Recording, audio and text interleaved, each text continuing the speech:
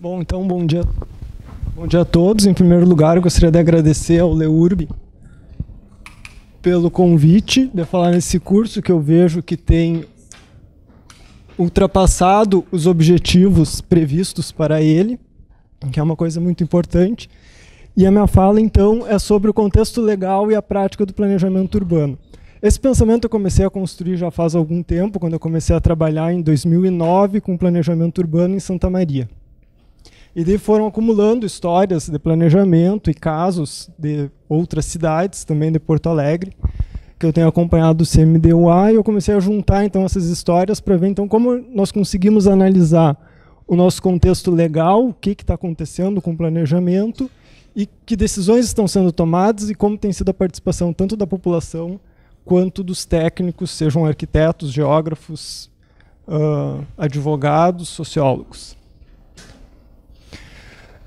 Eu vou fazer algumas retomadas históricas em alguns momentos, mas o mais importante agora, para entendermos como o planejamento vem sendo desenvolvido e se desenvolvendo para nós no Brasil, a partir da década de 40, quando começa a grande urbanização das cidades. As cidades começam a crescer, a inchar, e o planejamento, como vai tratar elas, como vai prever melhores condições para essas cidades, e também como esse método de planejamento se desenvolve a partir de então.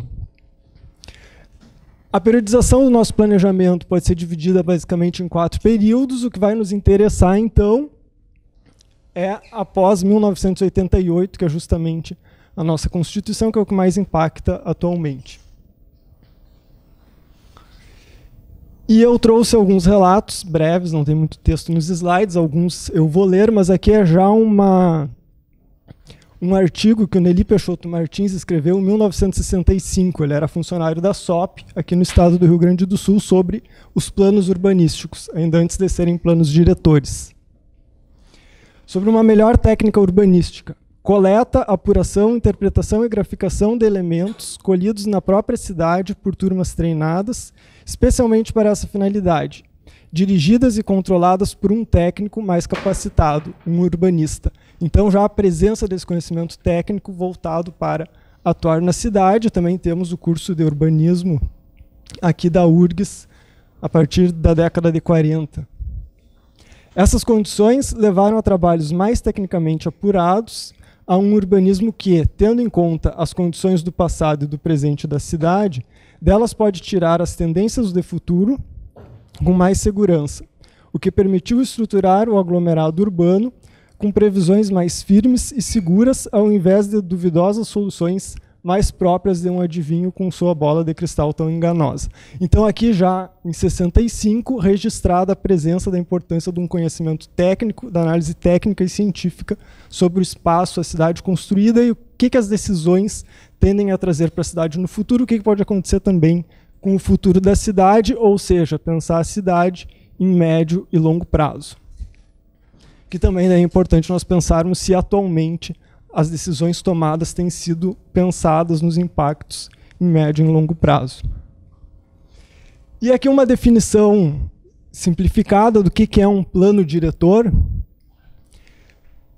Ele é um plano socioespacial para ordenar o crescimento da cidade e a transformação do município. É o produto do planejamento do território municipal, que necessita de acompanhamento constante sob o olhar de profissionais capacitados e com formações técnicas específicas para a atividade, que eu já tinha mencionado também anteriormente. E o plano tem que ter a definição dos princípios, diretrizes e projetos que guiarão as decisões e as políticas públicas a serem criadas e seus respectivos instrumentos para viabilização, controle e avaliação. Então, também o plano tem que ter esses instrumentos, e esses instrumentos têm que funcionarem e têm que serem utilizados. E daí também outra coisa que eu pergunto é, isso tem acontecido no nosso planejamento? Depois tem vários exemplos, onde tudo isso começa a se encaixar. E a revisão e acompanhamento também do plano diretor e do processo de planejamento que gera o plano diretor. A cidade está em constante transformação e as necessidades socioespaciais mudam ao longo do tempo, portanto é preciso verificar e, se for o caso, readequar as propostas do plano às necessidades atuais e futuras. Analisar o que foi feito e o que não foi feito, do que não foi feito por qual motivo e do que foi feito se os impactos foram positivos ou negativos, se estão de acordo ou desacordo com as diretrizes e princípios estabelecidos. E daí também entra numa situação que, em determinado momento, acontece que o poder público, o Estado, começa a tomar diversas decisões que vão contrários aos princípios e diretrizes estabelecidos num plano diretor. Inclusive, lá no penúltimo slide, tem uma coisa bem crítica que ilustra isso. E o processo de planejamento?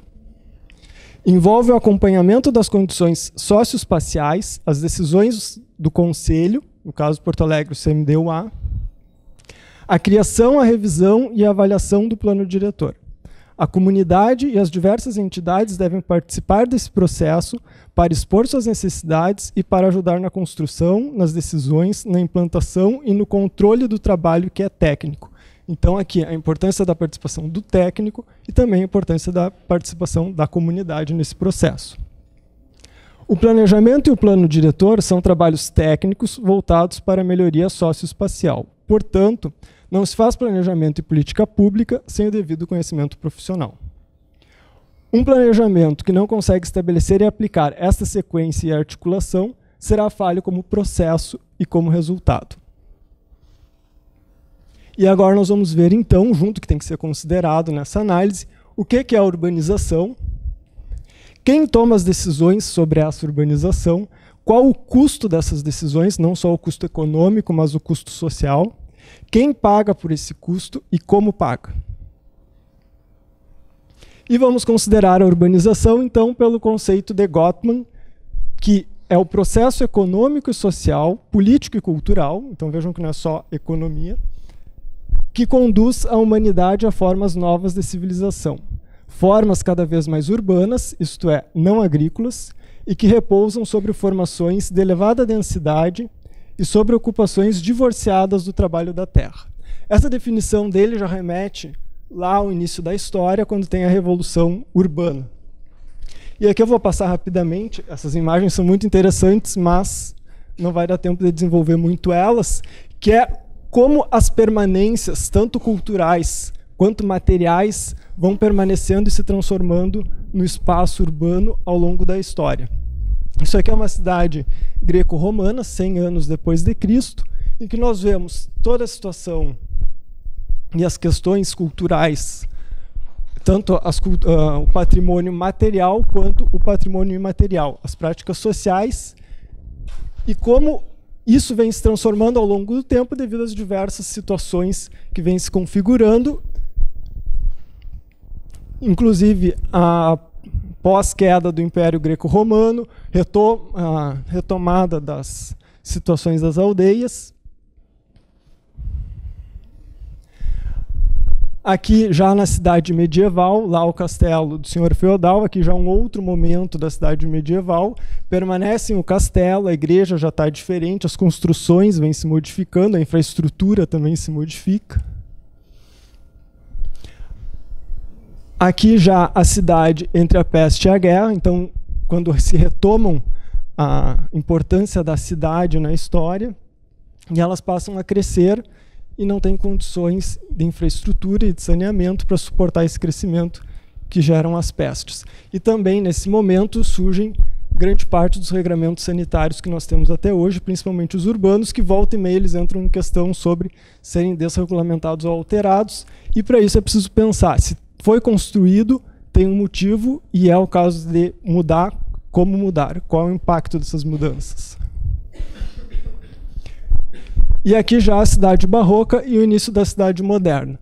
Vejam que aqui ainda está o castelo do senhor feudal, lá ele já está se destruindo e aqui já em ruínas. E como é que fica também esses elementos que marcam a história na cidade, a questão da preservação e da presença deles, que são referências fortes culturais. E aqui já a cidade moderna, diferente, mas com permanências de edificações, e outras vão sumindo, novas vão aparecendo, mas então como tratamos também tudo isso levando em consideração um processo histórico. Isso aqui é então uma obra da cidade histórica que eu trouxe ela então para questionar que cidade em que condições a deixaremos para as futuras gerações. Então, como nós estamos trabalhando esse espaço urbano, tanto para nós, enquanto estivermos vivos, quanto para os próximos que virão. Sendo que já temos consciência de diversos problemas atuais e o que estamos fazendo para tratar deles. Isso aqui é um dado da OMS que 1,3 milhão de pessoas perdem a vida por causa da poluição. E se acontece isso, por que então se continua investindo em transporte privado e não na melhoria do transporte público em massa? E aqui é uma análise sobre as questões políticas e econômicas, a falta de preparo dos gestores públicos que pouco têm coragem de privilegiar de fato os transportes públicos. Então, isso é qualidade de vida? É alargar autopistas, criar autopistas, reduzir impostos dos veículos ou investir em transporte público? Nada contra as pessoas terem os seus veículos, mas como lidar com esse uso? E essa aqui também é uma charge sobre o transporte, os investimentos no transporte também privado, individual. Os impactos são considerados, ao se reduzir impostos sobre os veículos e não investir em transporte público, todo o impacto que isso tem em termos de poluição e saúde da população, que também vai gerar gastos em outros setores. E também as altas densidades e áreas monofuncionais, que é um dos exemplos, são os condomínios fechados, grandes, não os pequenos, e também os grandes índices de aproveitamento. Qual o limite da densificação? Qual o tipo de densificação? De área construída, populacional ou de usos? E a infraestrutura tem condições de suportar essa densificação? Aí tem duas opções. Pode aumentar a densificação? Pode. A infraestrutura tem condições? Não. Então tem que mexer na infraestrutura. Que custo tem isso econômico e social? Vale a pena aumentar a densificação, gastar com infraestrutura ou não? É melhor manter aquela densificação, já que não se quer ter um gasto com infraestrutura. Do ponto de vista técnico, se consegue. Basta ter verba, dinheiro para isso. Mas e a população? O que ela pensa disso? O que ela espera para essa cidade e para essas áreas? Aqui é um exemplo da densidade de empregos e residencial em Londres, Nova York e Hong Kong. Que impacto tem uma área com alta densidade de empregos e baixa densidade residencial? E todas as pessoas que praticamente irão se deslocar para esses locais e sair desses locais ao mesmo tempo. Que infraestrutura é preciso para isso? Isso também é qualidade de vida? Passar horas no metrô e no subterrâneo da cidade para fazer um deslocamento de trabalho todo dia, início e fim do dia. E aqui uma questão prática. Quais os impactos das decisões tomadas de forma política? Quão acessível e divulgado são esses impactos? E a gestão democrática é transparente e democrática? Isso aqui é um exemplo que aconteceu numa cidade, que aqui é o centro da cidade. A infraestrutura está toda localizada aqui. Aqui tem alguns equipamentos urbanos e aqui outros. Mas os equipamentos urbanos mesmo, creche, escola, os principais considerados pela Constituição e também socialmente necessários, estão melhor agrupados e concentrados aqui. Bem como o sistema de transporte também. Depois eu passo outra imagem. A questão é a seguinte: essas áreas em lilás são áreas especiais de interesse social, população de baixa renda. Também uma concentração maior, uma densidade maior nessa parte da cidade, claro que não no centro, como de costume. E aqui então se queria construir mais habitações de interesse social. Aqui, 2 loteamentos. Um de 293 mil metros quadrados, com previsão final de 600 lotes, e outro de 376 mil, com previsão final de 814 lotes. Isso aqui é uma análise do plano de mobilidade, que já identificou, antes disso, uma alta demanda por transporte público dessa área para o centro e do centro para cá. E daí? Estudo do impacto de vizinhança, porque para viabilizar, que é um instrumento do Estatuto da Cidade, que depois eu vou entrar nele,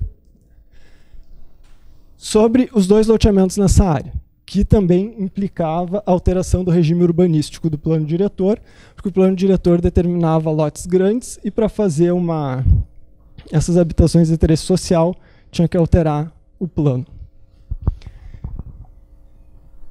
E daí eu comecei analisando esse estudo do impacto de vizinhança. Eu trabalhei 3 anos, mais ou menos, analisando o estudo do impacto de vizinhança, entre outras atividades. E esse estudo do impacto de vizinhança não conseguia demonstrar quais seriam os efeitos negativos, os potenciais efeitos negativos desses 2 grandes loteamentos nessa área, considerando principalmente a demanda por transporte público. E não ia para frente isso, e daí tinha que ter também uma audiência pública com a população, porque ia alterar o plano. O que a população pensava, enfim, como se ia proceder com isso, considerando a gestão democrática. Na audiência pública que teve com a população, disseram que o estudo de impacto de vizinhança estava aprovado, sendo que ele estava em análise, e não se comentou sobre nenhum potencial impacto negativo disso. Somente que com essa aprovação e legitimação da audiência pública, iria se construir tantas residências para habitação de baixa renda, que era isso que importava. E daí vem aquela questão, até que ponto esse processo democrático foi transparente e essa população não teve ciência de todos os problemas que poderiam ter que enfrentar após conseguir a sua casa ou seu lote nesse local.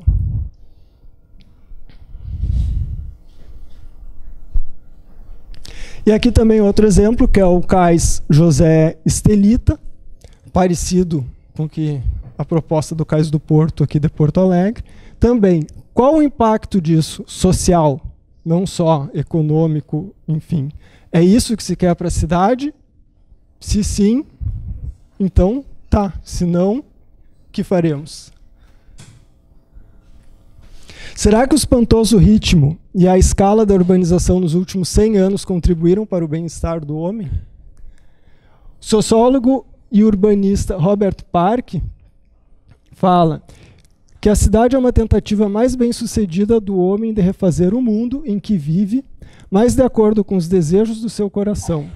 Mas se a cidade é o mundo que o homem criou, é também o mundo onde ele está condenado a viver daqui por diante. Assim, indiretamente e sem ter nenhuma noção clara da natureza da sua tarefa, ao fazer a cidade, o homem refez a si mesmo. Então, o que estamos fazendo afinal? E a participação democrática também, como é que ela está acontecendo? Qual tem sido a nossa participação? Ou também se tem sido o quanto nós temos sido ouvidos? Tanto cidadãos e também já puxo para o lado técnico. Até que ponto estão sendo consideradas e divulgadas as questões e os problemas identificados pelos técnicos? E agora nós vamos entrar, então, na Constituição Federal de 88, mais numa parte legal.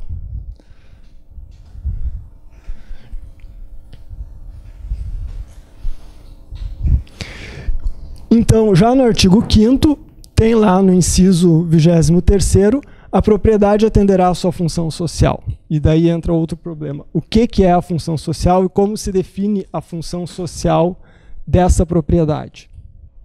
E daí nós vamos para o artigo 182, que é o mais diretamente relacionado ao planejamento urbano, que é a política urbana.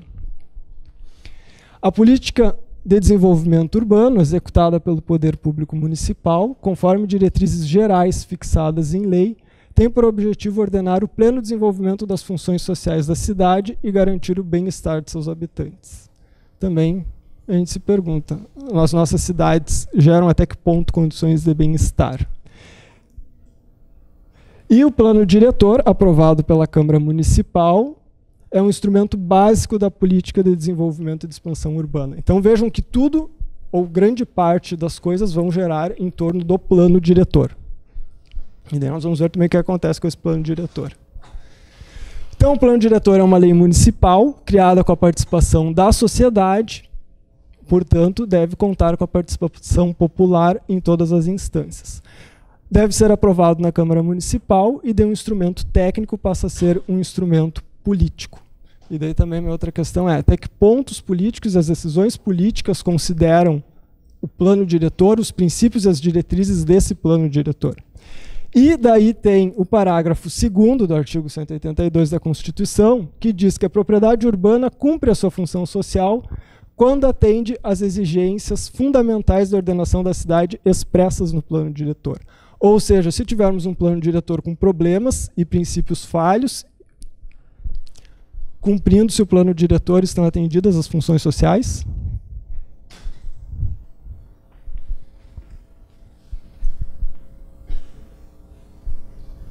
E aqui é um dos instrumentos que o André Weir já falou, dos instrumentos e princípios do Estatuto da Cidade. Eu vou falar algumas coisas pontuais para não repetir a fala dele.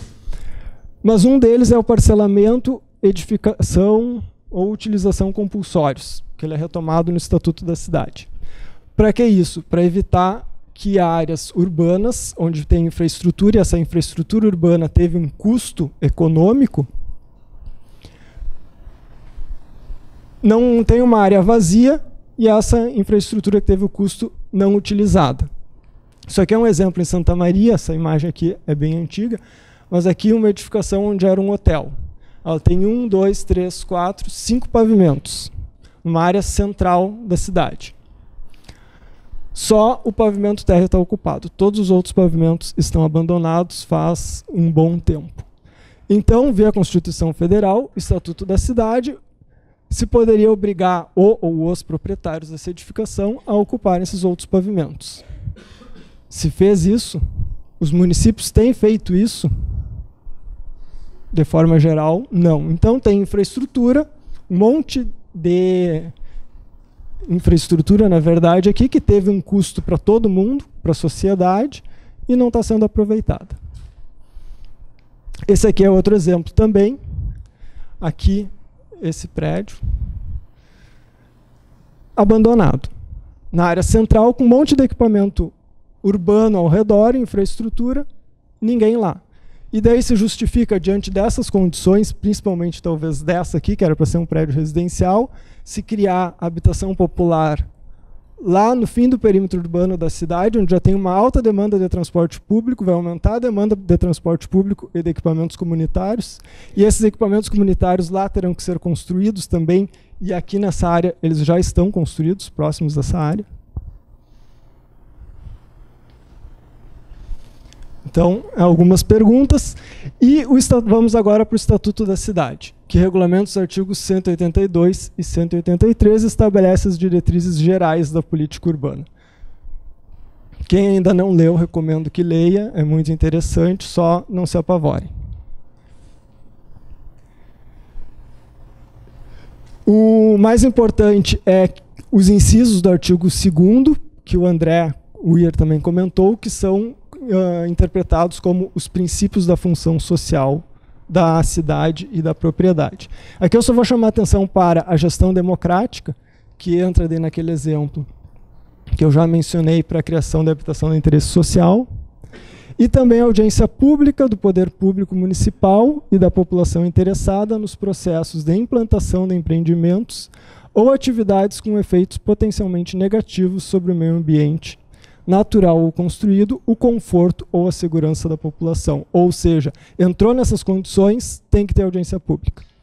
E daí também uma pergunta interessante é, estão tendo audiências públicas para essas situações? E se estão tendo, qual o grau de transparência e como estão sendo divulgados ou não estão sendo divulgados os potenciais impactos, principalmente os negativos? Que os positivos vêm rapidinho, né? Esse aqui é uma imagem, só para apresentar uma noção volumétrica do que é um prédio de 25 pavimentos. Aqui tudo bem. Mas em um bairro residencial, habitações de 1 pavimento ou até 2 pavimentos. Isso aqui é um prédio de 11 pavimentos. Isso aqui é um prédio de 25 pavimentos. Que impacto tem isso nessa área? Em termos de infraestrutura, de paisagem urbana, de adensamento. Claro que seria divulgado, obviamente, isso aqui como desenvolvimento da cidade, vai gerar emprego, vai gerar habitação, só coisas boas.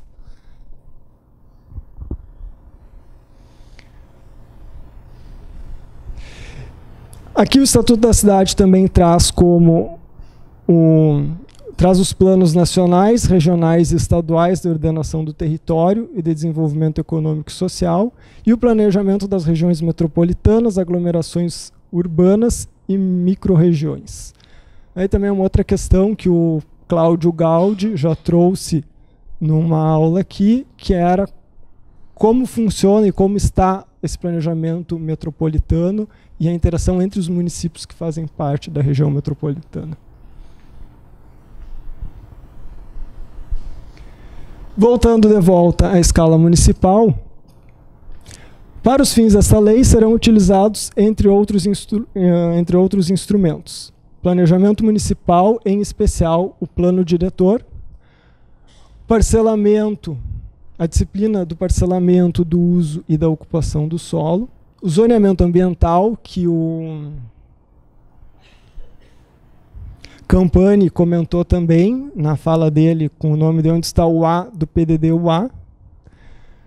Plano plurianual. O que é o plano plurianual? Plano de médio prazo que estabelece as diretrizes, objetivos e metas a serem seguidos pelo governo federal, estadual ou municipal ao longo de um período de 4 anos. Os planos plurianuais municipais estão compatíveis e ajustados com o plano diretor e o planejamento urbano? Aonde é divulgado esse plano plurianual? Quem deveria fazer esse plano plurianual? Aqui em Porto Alegre se tinha até 2011, se não me engano, o ano, a Secretaria Municipal do Planejamento, a SPM, que concentrava o planejamento urbano da cidade, fazendo a união dos diversos setores de forma interdisciplinar. E daí depois se passou para uma Secretaria de Urbanismo e agora se dividiu o planejamento em meio ambiente, sustentabilidade e desenvolvimento econômico. Então também como está estruturado o planejamento aqui de Porto Alegre e quem está fazendo esse plano plurianual, afinal, e como está esse plano plurianual.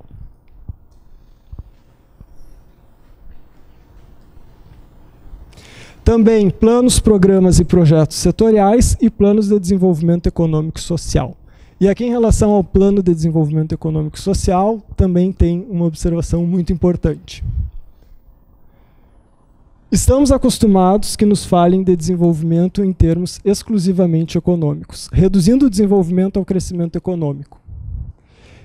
Isto tem que ser esquecido. O desenvolvimento é desenvolvimento humano ou não é nada. Por isso, temos que repensar ecologicamente a ideia de desenvolvimento, tratá-la de modo multidimensional, romper não só os esquemas econômicos, também os civilizatórios, os esquemas da cultura ocidental, que pretendem tornar-nos prisioneiros de uma ideia de progresso como certeza histórica. Que é o que geralmente aparece quando tem um grande empreendimento, só se olha para a quantidade de empregos que ele vai gerar e para a quantidade de dinheiro que ele vai trazer para o município. E os impactos que ele tem nessa vizinhança. Mesma coisa em relação às políticas públicas. Desenvolvimento é aumentar a venda de automóveis em vez de investir na qualidade de outros modais alternativos e sua integração para promover a mobilidade urbana, ou investir em passeios, espaços melhores, condições melhores para os pedestres.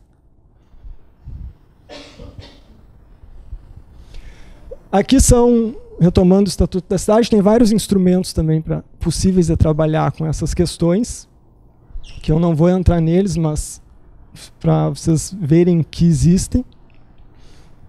E vou entrar no estudo do impacto da vizinhança, que é um dos instrumentos para analisar os potenciais impactos positivos e negativos no empreendimento. Isso também está no Estatuto da Cidade, sobre o estudo do impacto da vizinhança.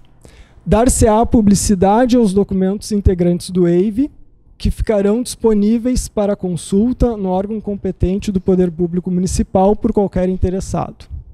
Até que ponto os poderes públicos municipais divulgam e dispõem, divulgam que está disponível esses estudos de impacto de vizinhança. E também uma coisa interessante que tem no Estatuto da Cidade é que o EIV não substitui a elaboração e a aprovação do estudo prévio de impacto ambiental. Só que daí tem cidades que disseram que quando tiver estudo de impacto ambiental não precisa ter estudo de impacto de vizinhança. E daí tem outra questão. O estudo de impacto ambiental é feito por quem e analisa quais itens. E o estudo de impacto de vizinhança é feito por quem, pessoas com que formação, e analisa quais itens. Um não pode eximir a necessidade do outro.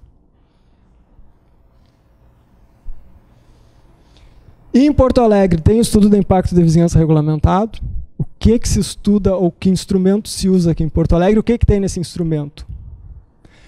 Aqui tem o EVU, que é o Estudo de Viabilidade Urbanística, apenas, que faz uma análise parecida com a do EIV, mas mais simples. E daí aconteceu numa situação que foi para o Ministério Público, e daí eu fui assistir os depoimentos, e ficou claro que o EVU não tem todos os itens de análise que o EIV tem. Então, como estamos analisando as coisas que estão sendo propostas e construídas nessa cidade?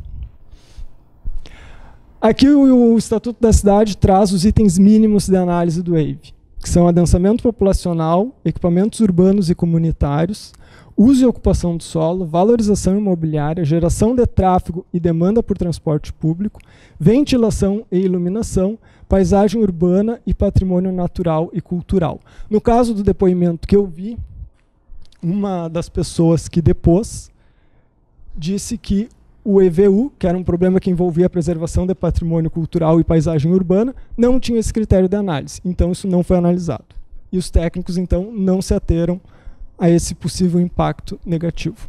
Se fosse um estudo de impacto da vizinhança, obrigatoriamente, já que o Estatuto da Cidade determina como um item mínimo, teria sido analisado. Ou espera-se que tivesse sido analisado.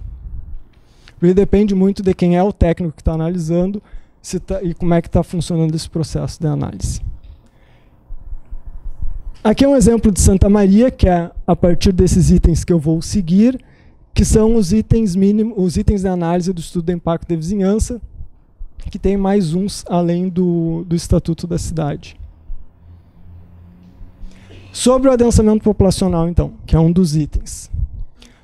A questão aqui não é o problema do Shopping Iguatemi, mas o que o Shopping Iguatemi causou aqui em Porto Alegre após implantado. Quando ele foi implantado, a região ao redor dele não tinha nenhuma edificação, era esse descampado. Essa foto é de 1984. E aqui já em 1998. E aqui em 2014.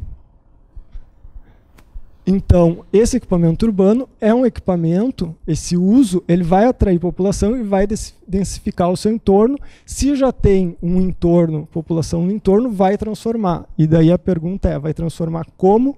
Quais serão os possíveis impactos negativos disso? E depois eu vou chegar na análise de um shopping que teve em Santa Maria, em que essas coisas não foram analisadas. Ainda mais que no entorno tem população e é de baixa renda.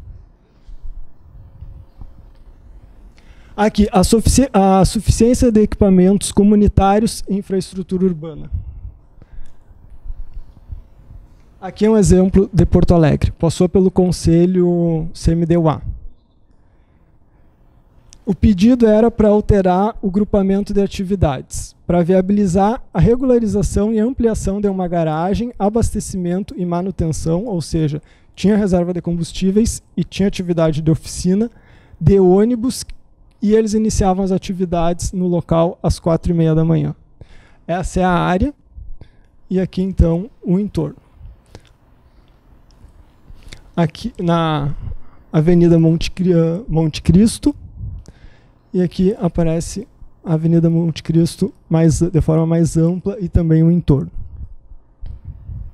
É uma área predominantemente residencial, mista 01 pelo plano diretor, Mas e o planejamento? Como fica, então, diante dessa alteração que queriam mudar para área mista, uma área mista?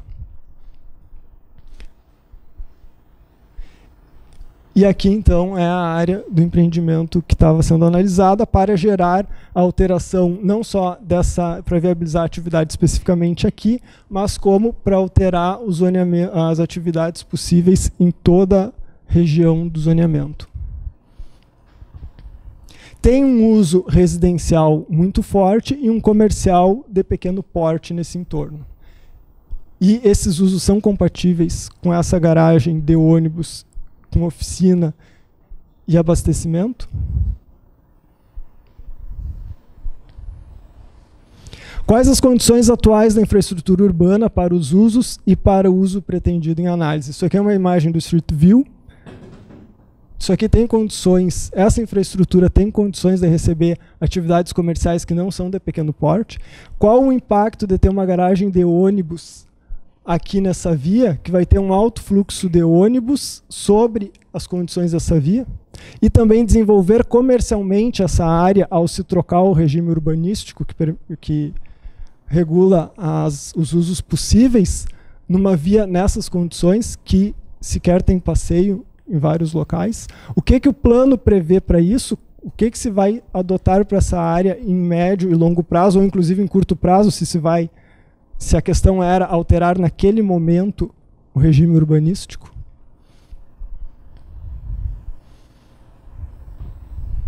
E daí tinha um EVU também. Esse EVU eu tive acesso a ele e também participei, vi a leitura do parecer dele durante a reunião.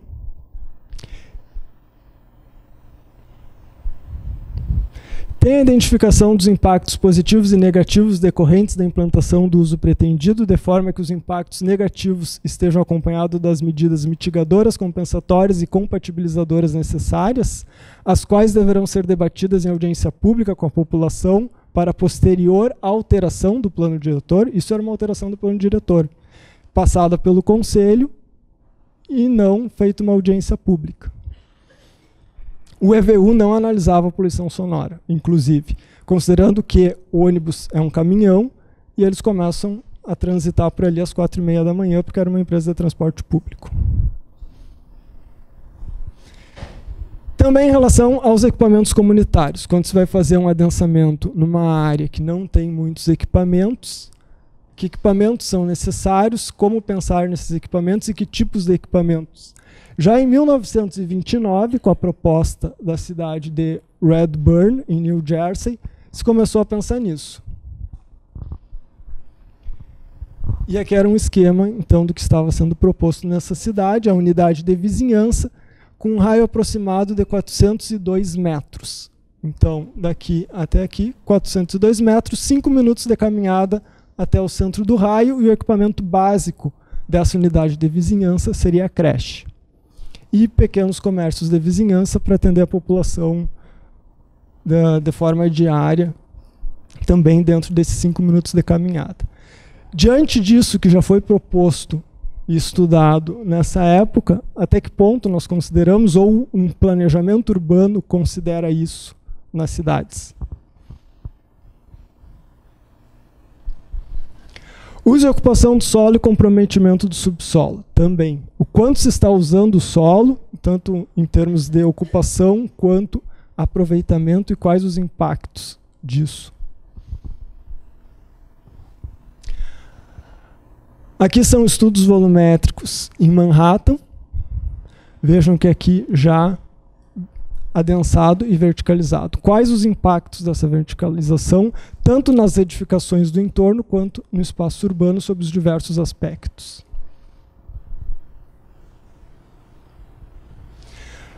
Em relação à valorização ou desvalorização dos imóveis, o shopping. O shopping vai atrair uma densificação nos eixos principais, os corredores principais que levam até ele. E esses corredores principais, quais são as condições deles? Eles têm condições de receber tanto transporte público quanto a carga de veículos, o fluxo de veículos que irão e sairão desse shopping, por ser um polo atrator. E também o adensamento em volta dele. Esse aqui é um shopping em Londrina, a imagem é de 1989, aqui está a cidade, e aqui vai ser construído o shopping, e aqui ainda é uma área de plantação.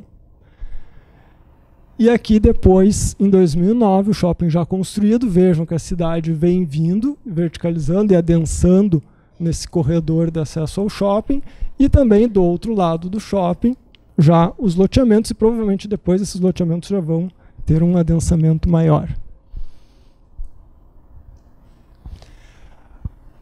Em relação à aeração, sombreamento e iluminação de áreas públicas ou privadas, as praias principalmente, ou orlas. Pode ser a orla do Guaíba.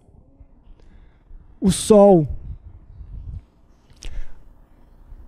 Os índices baixos que se tinham nas áreas próximas dessas orlas que têm sido aumentados. Qual o impacto disso? Antes era Balneário Camboriú, agora o desenvolvimento, digamos assim, está descendo para as nossas praias aqui do Rio Grande do Sul. Se pensa nisso, enfim, até que ponto isso é levado em consideração? É essa cidade que se quer para o futuro? Depois que tiver construído um prédio, é mais difícil de resolver o problema. Também as ilhas de calor. A falta de vegetação e essa grande massa construída que acumula calor. Qual o impacto também disso, tanto ambiental quanto para a qualidade de vida da população?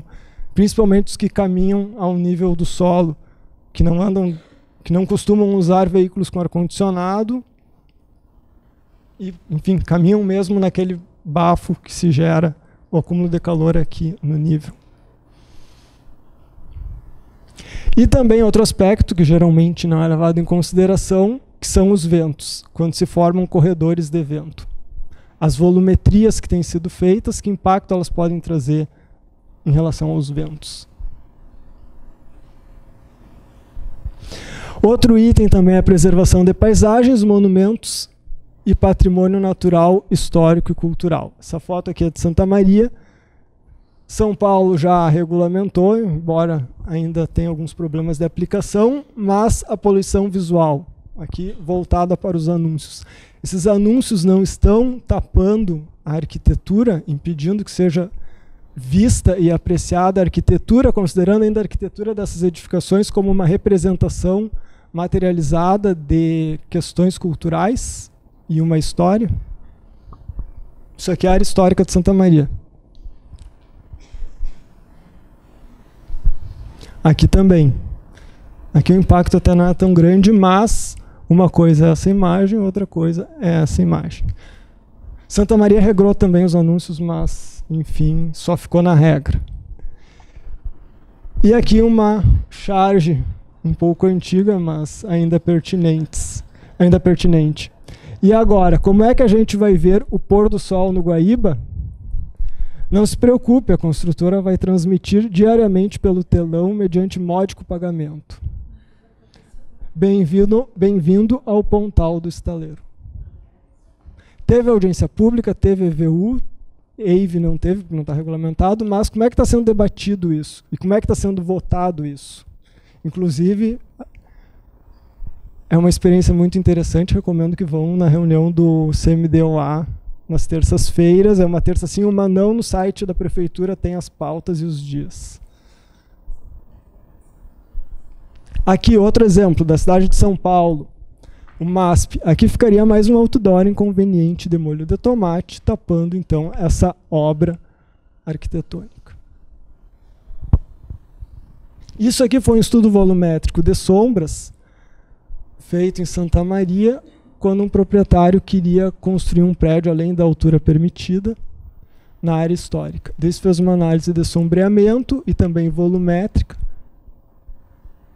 de como seriam esses impactos no entorno, ainda mais que ele estava querendo construir além do que a legislação determinava como permitido.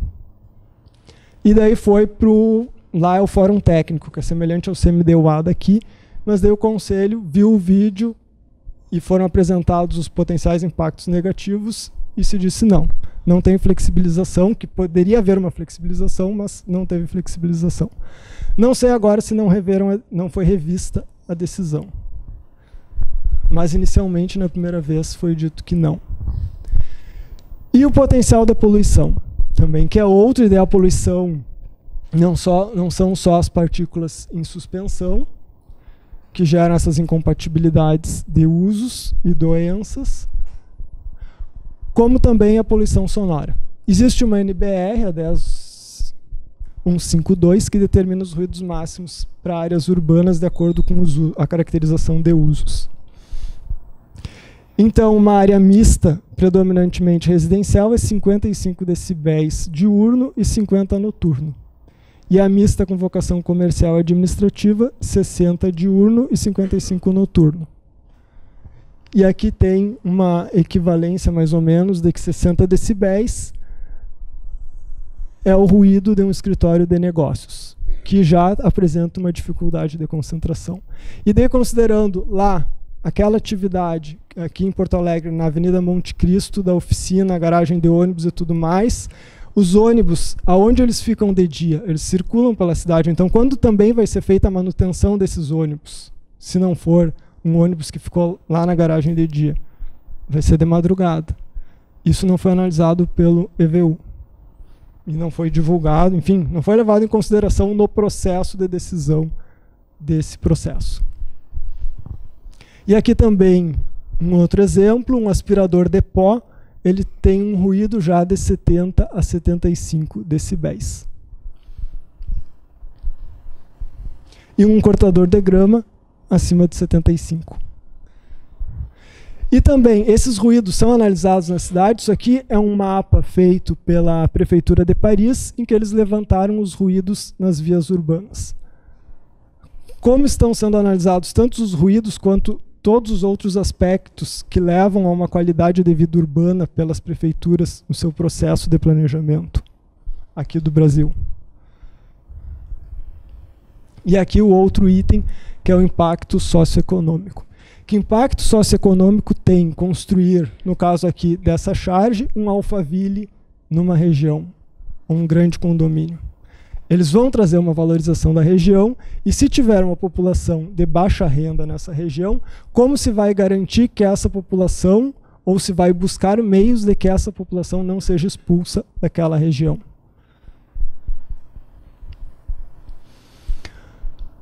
E aqui eu vou trazer o exemplo do Shopping Iguatemi novamente. Isso aqui foi no ano de inauguração dele.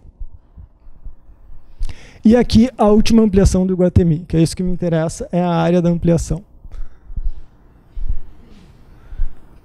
Aqui, mais escuro, a área construída ampliada, que é uma área bruta locável de 25.300 metros quadrados. O termo de compromisso assinado na época, para essa última ampliação do Iguatemi, está na internet, todos conseguem ver e ter acesso a tudo que foi exigido dele.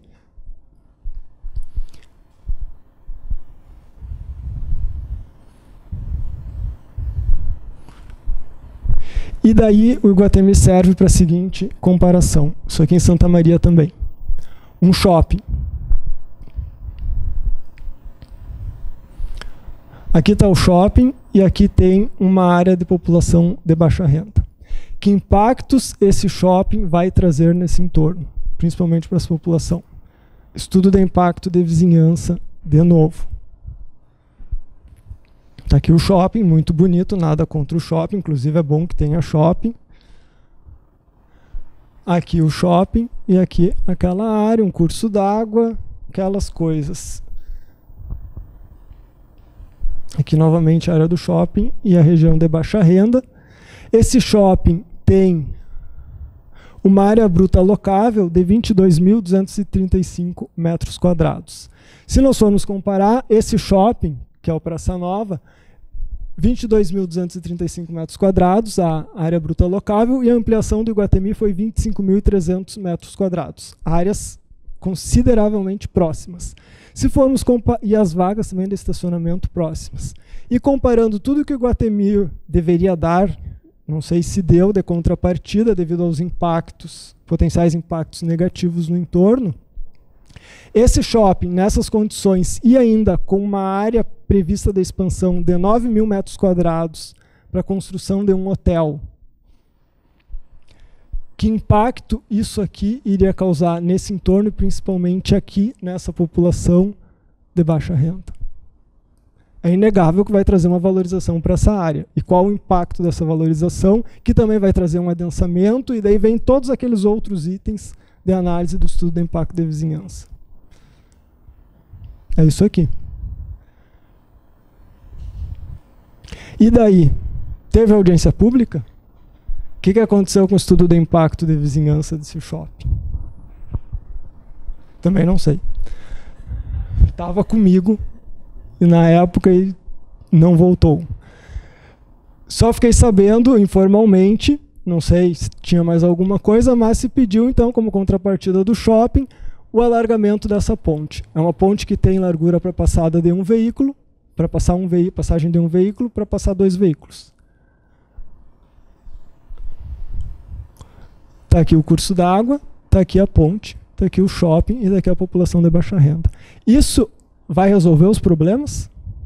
O adensamento que vai ter aqui, que vai gerar uma demanda por pelo menos um equipamento comunitário mais imediato, trocar a ponte, as pessoas vão poder sair, vão depender do carro, vão depender do ônibus, mas vai continuar então sendo uma área sem ter algo que atenda às necessidades básicas e diárias dessa população, enfim. E aqui a reportagem do jornal: investimento é de 120 milhões e deve gerar mais de 1,5 mil empregos. Ótimo, mas não é só empregos. E o que mais? Daí depois se vai dizer que tem problemas na aprovação do shopping, daí invertem a situação e quem está criticando é contra e virou a pessoa contrária do mal, digamos assim, que vai impedir que esses 1,5 mil empregos sejam gerados. Aqui também uma ampliação de um outro shopping deve gerar 350 novos empregos. Eu acho que era obra e lojas, talvez, mas a questão é só isso?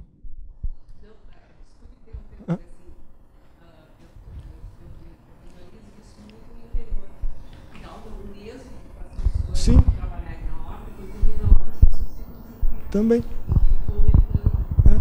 Mas a questão é tão restrita assim a análise que você tem que fazer desses empreendimentos e todos aqueles outros itens e impactos sobre o entorno e também sobre a cidade como um todo. E o planejamento urbano, como lida com isso, as diretrizes e os princípios tanto do plano diretor quanto do Estatuto da Cidade.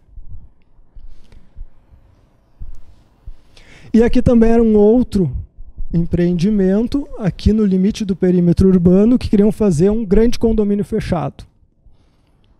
Inicialmente seria um Alphaville, também, em Santa Maria. Só que ele tinha um problema.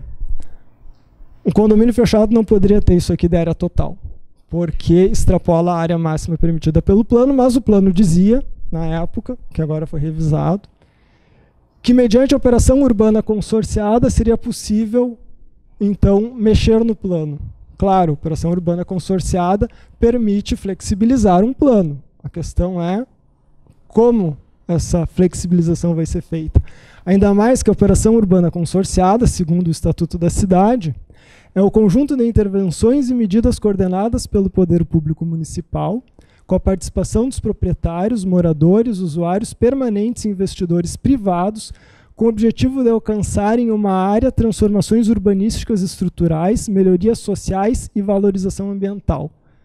Então, se faz operação urbana consorciada para viabilizar condomínio horizontal fechado, ainda mais nessa região que mal tem população em volta, é esse o objetivo da operação urbana consorciada?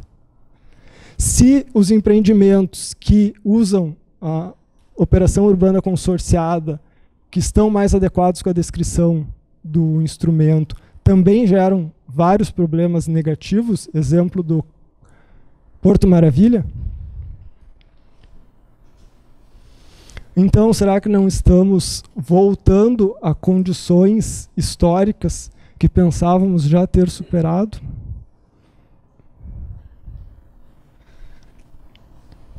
E nesse processo, talvez, de tentativa, então, de superar essas condições que geraram uma reflexão sobre tudo o que estava acontecendo e também um regramento que agora parece que está sendo desregrado sob qualquer justificativa, ou sob a justificativa do desenvolvimento, que na verdade não é um desenvolvimento, é uma questão econômica apenas. Enfim, todos os problemas da cidade industrial, será que não estamos prestes a voltar a tudo isso? Isso aqui é uma gravura, os dois são uma gravura do Gustave Doré, de Londres, em 1870. Os problemas da Revolução Industrial na cidade. Que o André Weir também mostrou essas imagens. Problema da habitação, insalubridade, infraestrutura. Aqui já uma comparação das habitações pequenas para as pessoas e também as condições de salubridade, com uma comparação que o Saturnino de Brito fez no final do século XIX, início do século XX, no Rio de Janeiro. Estão na mesma escala esses dois ambientes.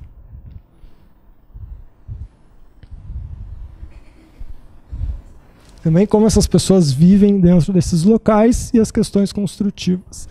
E a poluição também. Numa determinada época se achava que jogar tudo no rio não ia ter muitos problemas, o rio ia levar embora, e depois se viu que na verdade isso era um grande problema. Também a poluição das águas e a nossa necessidade de consumir água e as doenças e as pestes. Então, todos esses regramentos criados e todas essas questões, inclusive sociais, pela qual passamos, foram resolvidas. Isso aqui é uma imagem do filme dos Miseráveis, do Tom Hope, que relata uma situação de 1862, da obra do Victor Hugo. As revoltas sociais e as barricadas. Parece que o problema da democracia nas cidades passa por este duplo fundo de agulha. Conhecimento dos princípios através dos quais os espaços se formam e são ocupados, capacidade de participação de forma ativa nas decisões, negociando direitos e vantagens. Em outras palavras, só pode haver jogo limpo quando cada um souber o que são suas cartas, o quanto valem e se tiver domínio sobre as suas próprias jogadas. Até que ponto a população está consciente e está sendo conscientizada de tudo que está acontecendo e tudo que está em jogo num processo de tomada de decisão e num processo de planejamento. Esse livro aqui é A Cidade como um Jogo de Cartas, do Carlos Nelson, também muito interessante de se ler e entender o que acontece. E esse aqui é muito bom, que é um exemplo de um plano diretor e de uma alteração de um plano diretor. O plano diretor diz... Tá, é tão assustador que eu me confundi aqui. Artigo 215 do plano diretor.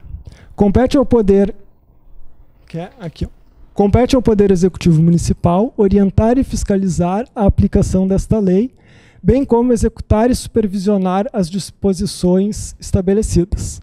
Ao Poder Municipal é vedado realizar, aprovar e licenciar a obra, ainda que a título precário, em discordância com as determinações emanadas desta lei e da legislação pertinente. Ou seja, não pode aprovar nada contrário ao plano diretor.